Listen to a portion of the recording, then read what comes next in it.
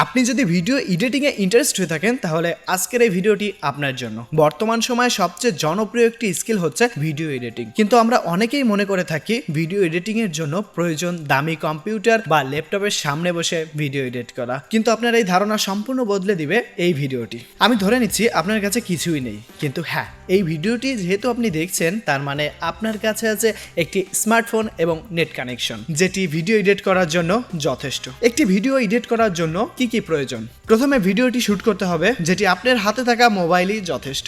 এবার প্রয়োজন একটি সফটওয়্যার।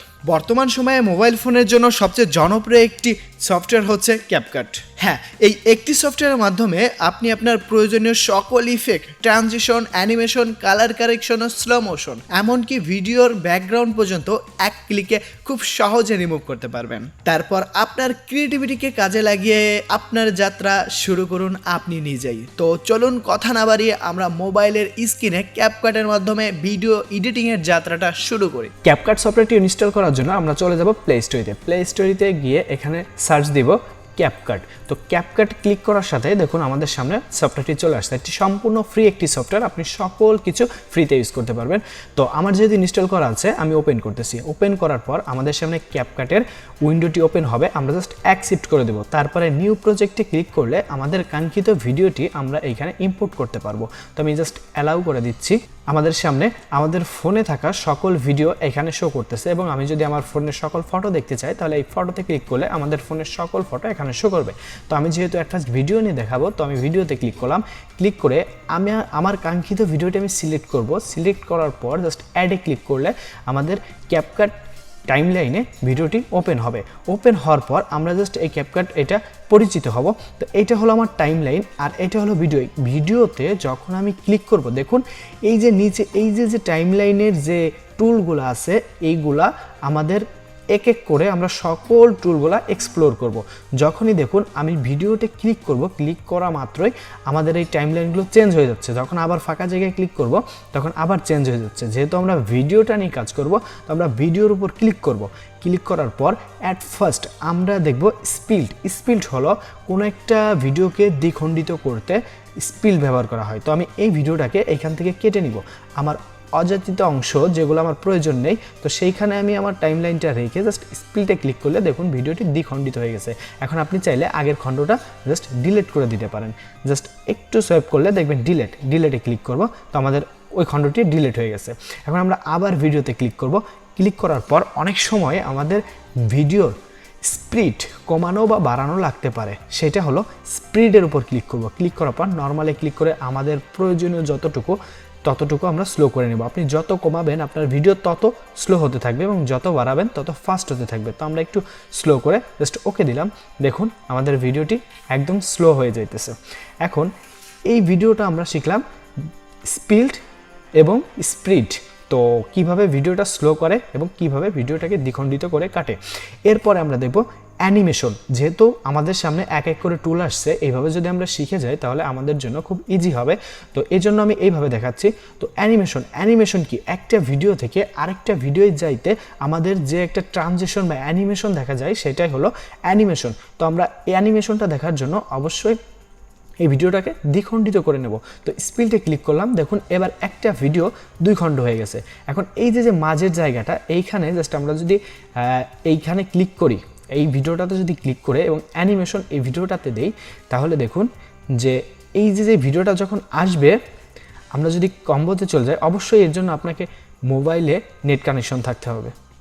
হ্যাঁ, আমরা প্রথমটা যদি ক্লিক করি দেখুন এর পরিবর্তন, ডাউনলোড হতে একটু সময় লাগবে। হ্যাঁ, এবার দেখুন যে আমাদের প্রথম পার্টে এই যে অ্যানিমেশনটা অ্যাড হয়ে গেছে, এবং সেকেন্ড স্কিপে আমরা আরও একটা অ্যানিমেশন অ্যাড করতে চাই, তাহলে আপনারা বুঝবেন যে অ্যানিমেশনে ক্লিক করার পর জাস্ট আমি কম্বোতে ক্লিক করব।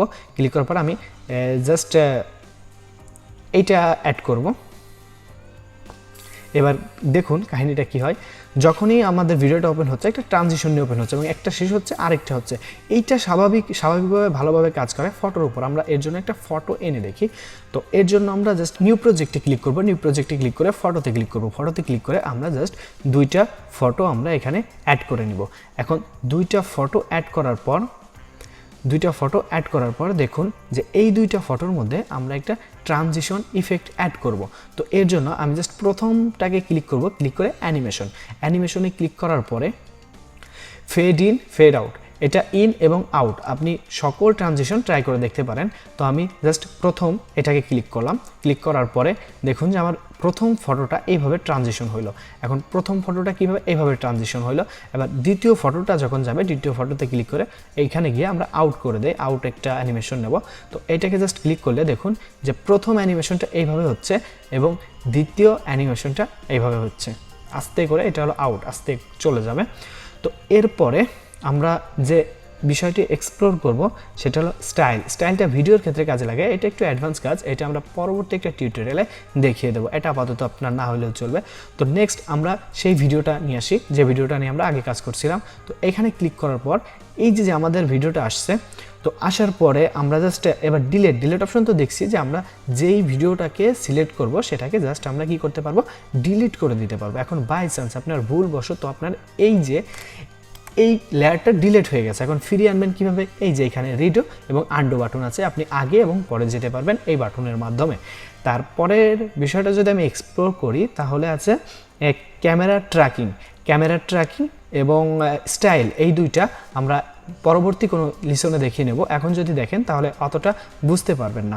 তো জাস্ট আমরা আবারও ভিডিওর উপর ক্লিক করলাম, ভিডিওর উপর ক্লিক করে অবশ্যই বলে রাখি আপনি যে কাজটাই করবেন আগে ভিডিওর উপর ক্লিক করে নেবেন, দেন আমরা দেখব সাউন্ড, আপনার যদি সাউন্ড কম বেশি থাকে আপনি এখানে কমাইতে বা বাড়াইতে পারবেন।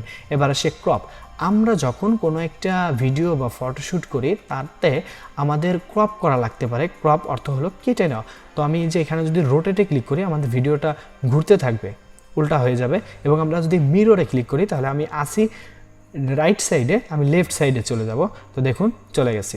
এখন তারপরে ক্রপে ক্লিক করলে আপনি আপনার মতো কাস্টমাইজ করে ছোট বড় করে নিতে পারবেন। আর আপনি যদি চান ডিফল্ট অবস্থায়, যেমন টিকটকের জন্য যদি ভিডিও দেন তাহলে 9:6, আর যদি আপনি ইউটিউবের জন্য দেন তাহলে 6:9, এবং এখানে ফেসবুক ইনস্টাগ্রাম সব ফরম্যাট আছে। আর আপনি যদি ফ্রি ফরম্যাটে ক্লিক করেন আপনার মতো করে আপনি ক্রপ করে নিতে পারবেন। জাস্ট ডান। তার পরবর্তী স্টেপ যদি দেখি, এবার আছে কাট আউট দিয়ে আপনি কী করবেন, বলেছিলাম ভিডিও এক ক্লিকে কীভাবে ব্যাকগ্রাউন্ড রিমুভ করে। তো এই ভিডিওতে কীভাবে ব্যাকগ্রাউন্ড রিমুভ করে এর জন্য আমরা জাস্ট একটা ভিডিও এখানে ইম্পোর্ট করি। এই ভিডিওটা ইম্পোর্ট করার পর দেখুন সবচেয়ে ভালো কাজ করে যদি আপনার পিছনে এক কালারের ব্যাকগ্রাউন্ড থাকে। তো যেহেতু আমার পিছনে গ্রিন স্ক্রিনের একটা ব্যাকগ্রাউন্ড আছে, আমি জাস্ট সেইখানে যদি আমি ক্লিক করি, কাট আউটে যদি আমি ক্লিক করি, ক্লিক করার পর অনলি রিমুভ ব্যাকগ্রাউন্ড, এইখানে এক ক্লিক করা মাত্রই দেখবেন যে আপনার ভিডিও অটোমেটিক ব্যাকগ্রাউন্ড রিমুভ হয়ে গেছে। এখানে প্রসেসিংয়ে কিছু সময় নেবে, 100% হলে আপনার সম্পূর্ণ ভিডিও ব্যাকগ্রাউন্ড চেঞ্জ হয়ে যাবে। দেখুন যে এটা একটা ভিডিও যেটা ব্যাকগ্রাউন্ড চেঞ্জ হয়ে গেছে, হ্যাঁ। এর পরবর্তী বিষয় যদি আমি এক্সপ্লোর করি, আমি আপনাকে সমস্ত টুলের জাস্ট একটু ধারণা দিতে পারবো, এবং বাকি কাজ আপনার প্র্যাকটিস এবং আপনার চর্চার মাধ্যমে আপনি নিজেই করে নিতে পারবেন। এখন ভিডিওটা যেহেতু খুব বেশি লং হয়ে যাচ্ছে, আমি খুব বেশি লং করব না, কারণ আপনি শিখবেন কম, প্র্যাকটিস করবেন বেশি, তাহলে অবশ্যই আপনার সব থেকে ভালো একটি আউটপুট আপনি পাবেন, এবং ভিডিও এডিটিং ক্যারিয়ারে আপনি খুব স্বল্প সময়ের মধ্যে সফল হতে পারবেন। তো এবার ওভারলি কি, এই ওভারলি হলো আপনি এই যে ভিডিও স্ক্রিপ্টটা ক্লিক করা আছে এইটার পরিবর্তে এটাকে সরিয়ে আরেকটা আনতে চান। তো আমি এখানে জাস্ট ক্লিক করে যদি আমি ক্লিক করি তাহলে ওভারলি ওটা নিচে চলে আসছে, ডুপ্লিকেট হয়ে গেছে, সরি এটা রিপ্লেস হয় না, এটা ডুপ্লিকেট হয়ে গেছে। তো ডুপ্লিকেট হয়ে গেছে, আমার নিচেরটা প্রয়োজন নেই, আমি জাস্ট ডিলিট করে দিলাম। ডিলিট করে দেওয়ার পর আমরা নেক্সট অপশন দেখব যে আমরা কাট আউট দেখলেও ওভারলি দেখলাম। এবার ফিল্টার হলো আমরা স্বাভাবিকভাবে একটা শ্যুট যখন করি তখন আমাদের ওই ভিডিও কোয়ালিটি আমাদের পছন্দ মনের মতো হয় না, তখন আমরা কিছু ফিল্টার ইফেক্ট অ্যাড করি। তো আপনি এখানে চাইলে আপনার প্রয়োজনীয় মতো দেখে এডিট করতে পারবেন।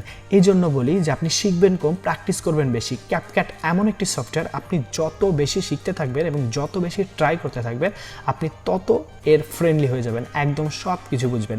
তারপর আছে অ্যাডজাস্টমেন্ট লেয়ার, বলেছিলাম কালার গ্রেডিয়েন্ট, কালার কারেকশন যেভাবে করে খুব সুন্দর করে কালার কারেকশন করা যায় এই ক্যাপকাটের মাধ্যমে। আমরা এই পর্যন্ত যাচ্ছি না, আমরা আজকে ফিল্টার পর্যন্তই থাকবো, এবং নেক্সট টিউটোরিয়াল হবে আপনাদের এই অ্যাডজাস্টমেন্ট লেয়ার এবং স্টাইল আর ক্যামেরা ট্র্যাকিং নিয়ে। তো অবশ্যই পরবর্তী ভিডিও দেখার জন্য প্রস্তুত থাকুন। আর এই ভিডিওটি ভালো লাগলে অবশ্যই চ্যানেলটি সাবস্ক্রাইব করে পাশে থাকুন, কারণ আমার বিশ্বাস যে আপনি যদি এই চ্যানেলকে ফলো করেন আশা করি কিছু হলেও শিখতে পারবেন। আমার এই ছোট্ট জীবনের অভিজ্ঞতাগুলো আমি চাই আপনাদের সাথে শেয়ার করতে। তো অবশ্যই আশা করি এই চ্যানেলকে ফলো করলে অবশ্যই নতুন নতুন কিছু শিখতে পারবেন। ভুলে গেছি এক্সপোর্ট দেওয়ার কথা। এখন আমার ভিডিওর সব কিছু করা শেষ, এখন আমাকে করতে হবে এক্সপোর্ট করার আগে আমরা একদম লাস্টে গিয়ে দেখব যে ক্যাপকাটের একটা লোগো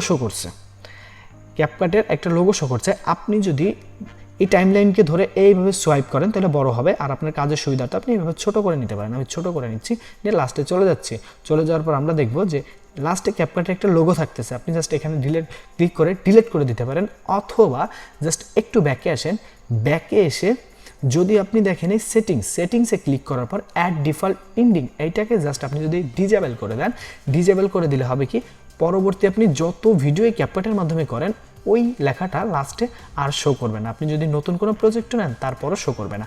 এবার আসি এক্সপোর্টের বিষয়।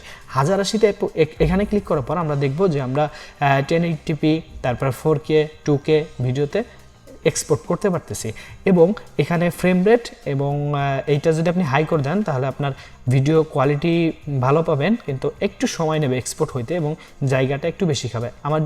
আমি যদি রিকমেন্ডেড রাখি তাহলে 555 MB খাইতেছে, আমি যদি হাই রাখি তাহলে 669 MB-তে চলে যায়। তারপরে ফ্রেম রেট এগুলো এক এক করে কোনো কিছু বোঝা লাগবে না, আস্তে আস্তে প্র্যাকটিস করতে করতে আপনি সব কিছু বুঝে যাবেন।